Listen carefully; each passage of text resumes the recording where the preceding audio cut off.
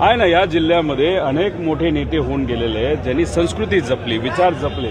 पण आत्ताच्या काळामध्ये आपण बघितले इथले काही आमदार आहेत, नवीन आमदार झालेले आहेत, ते एका बेंटेक्सच्या सोन्यासारखं, म्हणजे जसं सोनं खोटं असतं तशा पद्धतीने खालच्या लेवलला जाऊन मोठ्या नेत्यांवर तुम्ही टीका करत असाल, हे योग्य नाही। चंद्रकांत दादा पाटील साहेबांच्या बाबतीत बोलायचं झालं तर भाजपचे प्रामाणिक, RSSचे प्रामाणिक कार्य विचार वेगळा असला तरी प्रामाणिक ते राहिलेले आहेत आणि आज त्या पक्षाबरोबर आहेत, मोठे नेते आहेत।